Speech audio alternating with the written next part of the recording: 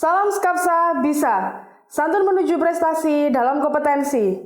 Oke pelajar Skapsa, pada mata pelajaran Sejarah Indonesia kelas 10 semester genap, hari ini kita akan membahas tentang kedatangan sekutu serta mempertahankan kemerdekaan. Untuk itu, mari kita simak materi berikut ini. Baik pelajar Skapsa, di semester genap kali ini kita masuk di bab 8, yaitu tentang kedatangan sekutu serta perjuangan mempertahankan kemerdekaan. Untuk tujuan pembelajaran kita hari ini yaitu yang pertama, menjelaskan reaksi masyarakat Indonesia pasca kemerdekaan. Yang kedua yaitu menganalisis pengaruh proklamasi kemerdekaan terhadap perkembangan politik, sosial budaya, ekonomi, dan pendidikan bangsa Indonesia. Selanjutnya kita masuk ke materi. Yang pertama yaitu faktor penyebab terjadinya konflik Indonesia-Belanda. Yang pertama yaitu kedatangan tentara sekutu yang dibuncengi oleh Nika. Jadi semenjak Jepang menyerah tanpa syarat kepada sekutu pada tanggal 14 Agustus 1945, maka secara hukum tidak lagi berkuasa di Indonesia. Pada tanggal 10 September 1945, Panglima Bela Tentara Kerajaan Jepang di Jawa mengumumkan bahwa pemerintahan akan diserahkan pada sekutu, bukan kepada pihak Indonesia. Dan selanjutnya pada tanggal 29 September 1945, akhirnya sekutu mendarat di Indonesia yang bertugas melucuti tentara Jepang. Semula rakyat Indonesia menyambut dengan senang. Tetapi diketahui bahwa NICA atau Netherlands Indies Civil Administration di bawah pimpinan Van der Plas dan Van Mook ikut di dalamnya. Jadi sikap rakyat Indonesia menjadi curiga dan bermusuhan. NICA adalah organisasi yang didirikan oleh orang-orang Belanda yang melarikan diri ke Australia. Setelah Belanda menyerah kepada Jepang, organisasi ini semula didirikan dan berpusat di Australia. Keadaan bertambah buruk karena Nika mempersenjatai kembali KNIL setelah dilepas oleh sekutu dari tawanan Jepang. Adanya keinginan Belanda berkuasa di Indonesia menimbulkan pertentangan. Bahkan di mana-mana terjadi pertempuran melawan Nika dan sekutu. Selanjutnya, tugas yang diemban oleh sekutu yang dalam hal ini dilakukan oleh Afne Force Netherlands East Indies atau Afne di bawah pimpinan Letnan Sir Philip Christensen, mereka memiliki keinginan untuk menghidupkan kembali Hindia Belanda. Adapun tugas Afne di Indonesia adalah sebagai berikut. Yang pertama, yaitu menerima penyerangan dari tangan Jepang. Yang kedua, membebaskan para tawanan perang di interniran sekutu. Yang ketiga, yaitu melucuti dan mengumpulkan orang Jepang untuk kemudian dipulangkan. Yang keempat, yaitu menegakkan dan mempertahankan keadaan damai untuk kemudian diserahkan kepada pemerintahan sipil. Yang kelima, yaitu menghimpun keterangan tentang penjahat perang dan menuntut mereka di depan pengadilan. Yang terakhir dari tugas yang diemban oleh sekutu yaitu kedatangan Belanda atau Nika berusaha menegakkan kembali kekuasaannya di Indonesia. Yang kedua yaitu pengaruh adanya konflik Indonesia-Belanda. Yang pertama ada pengaruh wilayah secara fakto Republik Indonesia. Pada akhir Agustus 1946, pemerintahan Inggris mengirimkan Lord Killen ke Indonesia untuk menyelesaikan perundingan antara Indonesia dengan Belanda.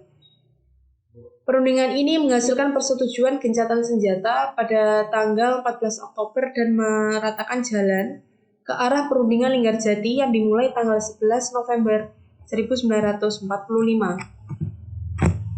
Selanjutnya, pada tanggal 7 Oktober 1945 yang bertempat di Konsul Jenderal Inggris di Jakarta dibuka perundingan Indonesia-Belanda.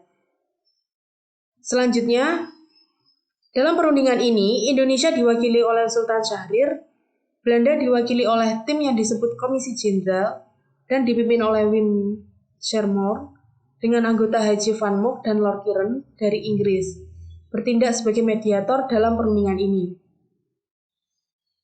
Selanjutnya, yaitu hasil perundingan terdiri dari 17 pasal yang Antara lain berisi yang pertama, Belanda mengakui secara de facto wilayah Republik Indonesia, yaitu Jawa, Sumatera, dan Madura. Yang kedua, Belanda harus meninggalkan wilayah Republik Indonesia paling lambat tanggal 1 Januari 1949. Yang ketiga, yaitu pihak Belanda dan Indonesia sepakat membentuk negara Republik Indonesia Serikat atau RIS.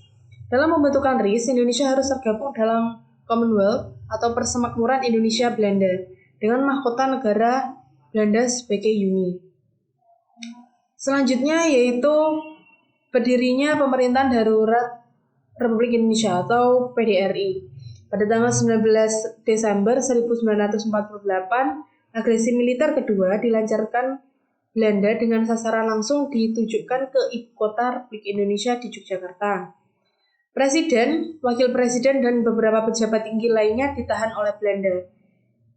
Selanjutnya, sebelum terjadinya aksi penangkapan, pemerintah Republik Indonesia melakukan sidang darurat, yang salah satu keputusannya memberi mandat kepada Menteri Kemakmuran, yaitu Mr. Syarifuddin Prawiranegara untuk membentuk Pemerintahan Darurat Republik Indonesia atau PDRI di Sumatera. Selanjutnya, mandat tersebut ditandatangani oleh Presiden dan Wakil Presiden Republik Indonesia. Untuk apa? Untuk menjaga kemungkinan gagalnya pembentukan Pemerintahan Darurat Republik Indonesia di Sumatera. Menteri Luar Negeri Republik Indonesia Haji Agus Salim mengirimkan mandat kepada Minister A.A. Maramis, L.N. Palar, dan Dr. Sidarsono yang sedang berada di India untuk membentuk pemerintahan pengasingan atau exile government di New Delhi, India. Selanjutnya yaitu pembentukan negara-negara boneka Belanda. Berbagai macam cara yang dilakukan oleh Belanda untuk menguasai Indonesia kembali diantaranya yaitu membentuk negara-negara boneka. Pihak Belanda membentuk pemerintahan federal dengan Van Mook sebagai kepala pemerintahannya. Dalam konferensi federal di Bandung pada tanggal 27 Mei 1948 dan lahirlah Badan Permusyawaratan Federal atau BFO atau Bijenkoms for Federal Overleg. Di dalam BFO terhimpun negara-negara boneka ciptaan Belanda. Antara lain yaitu yang pertama, negara Indonesia Timur terbentuk pada Desember 1946 dengan wali negara Kokorda Gede Raka Soekarwati. Yang kedua yaitu negara Sumatera Timur terbentuk pada 24 Maret 1948 dengan wali negara Dr. Mansur. Yang ketiga yaitu negara Sumatera Selatan terbentuk pada tanggal 30 Agustus 1948 dengan wali negara Abdul Malik. Selanjutnya, negara-negara boneka ciptaan Belanda yaitu negara Jawa Timur terbentuk pada 26 November 1948 dengan kepala negara RT Kusumonegoro. Yang terakhir yaitu negara Pasundan terbentuk pada 26 Februari 1948 dengan wali negara RAA Kusuma Wiranata Kusuma. Selanjutnya, perjuangan mempertahankan kemerdekaan dengan kekuatan senjata. Jadi munculnya semangat nasionalisme tersebut dipengaruhi oleh yang pertama yaitu ada faktor dalam atau internal. Yaitu contohnya yang pertama ada kenangan kejayaan masa lampau, perasaan senasib dan sepenanggungan akibat penderitaan dan kesengsaraan masa penjajahan, munculnya golongan cendekiawan, dan ada juga paham nasionalisme dalam bidang politik, sosial ekonomi, dan kebudayaan. Yang selanjutnya ada faktor luar atau eksternal, yaitu adanya kemenangan Jepang dan Rusia, dan perkembangan nasionalisme di berbagai negara. Nah, karena adanya faktor pendukung, faktor dalam dan faktor luar atau internal eksternal, maka Indonesia mulai muncul semangat nasionalisme. Semangat nasionalisme ini digunakan sebagai ideologi atau paham bagi organisasi pergerakan nasional yang ada. Jadi ideologi nasional di Indonesia diperkenalkan oleh Partai Nasional atau PNI yang diketuai oleh Insinyur Soekarno. Dengan nasionalisme ini dijadikan sebagai ideologi, maka akan menunjukkan bahwa suatu bangsa memiliki kesamaan budaya, bahasa, wilayah, serta tujuan dan cita-cita, sehingga akan merasakan adanya sebuah kesetiaan yang mendalam terhadap kelompok bangsa tersebut. Adapun perjuangan mempertahankan kemerdekaan dengan kekuatan senjata, yang pertama ada pertempuran Surabaya. Jadi pada tanggal 26 Oktober 1945, tentara sekutu mendarat di Tanjung Perak, Surabaya. Tentara sekutu di bawah pimpinan Brigadir Jenderal Malabi kedatangan tentara tersebut dan diikuti oleh Nika. Mula-mula tentara Nika melancarkan hasutan sehingga menimbulkan kekacauan di Surabaya. Selanjutnya, perlawanan rakyat Surabaya ini mencerminkan tekad perjuangan seluruh rakyat Indonesia. Selanjutnya, perjuangan mempertahankan kemerdekaan dengan kekuatan senjata. Selain pertempuran Surabaya, ada lagi yaitu Bandung Lautan Api. Kota Bandung dimasuki pasukan Inggris pada sekitar bulan Oktober tahun 1945. Sekutu meminta hasil lucutan tentara Jepang oleh TKR diserahkan kepada Sekutu pada tanggal 21 November 1945. Sekutu mengultimatum agar kota Bandung dikosongkan. Hal ini tidak diindahkan oleh TRI dan rakyat. Pemerintahan ultimatum tersebut diulang pada tanggal 23 Maret 1946. Adapun perjuangan mempertahankan kemerdekaan dengan kekuatan senjata, selain pertempuran Surabaya, pertempuran Bandung Lautan Api, ada juga pertempuran 5 hari Semarang, pertempuran Ambarawa, dan pertempuran Medan Area. Nanti kalian cari sendiri di Google, ya kalian baca artikel-artikelnya. Selanjutnya, perjuangan mempertahankan kemerdekaan melalui strategi diplomasi, yaitu yang pertama ada Perjanjian Linggarjati. Jadi perjanjian ini dilaksanakan di Desa Linggarjati, tepatnya di perbatasan antara Cirebon dan Kuningan, pada tanggal 11 November 1946. Indonesia sendiri diwakili oleh Sultan Syahrir, Aka Gani, Sutanto Tirtoprojo, dan Muhammad Rum. Pihak Belanda diwakili Schermerhorn, dan penengah dari pihak Inggris diwakili oleh Lord Gillam. Selanjutnya, hasil dari perjanjian Linggarjati yaitu yang pertama, Belanda mengakui secara de facto wilayah Jawa, Sumatera, dan Madura. Yang kedua, Republik Indonesia dan Belanda membentuk Republik Indonesia Serikat atau RIS. Yang terakhir, hasil dari perjanjian Linggarjati yaitu Republik Indonesia dan Belanda membentuk Uni Indonesia Belanda, Ratu Belanda sebagai ketuanya. Selanjutnya, perjuangan mempertahankan kemerdekaan melalui strategi diplomasi yaitu Konferensi Meja Bundar atau biasa yang kita sebut sebagai KMB. Perundingan yang dilakukan di Den Haag, Belanda, pada tanggal 23 Agustus 1949 sampai 2 November 1949, nama perundingan tersebut ialah Konferensi Meja Bundar. Pada saat itu, Belanda diwakili Mr. van Maarseveen, perwakilan Indonesia, dan diwakili oleh Muhammad Hatta, dan delegasi UNCI ialah Geert Clay.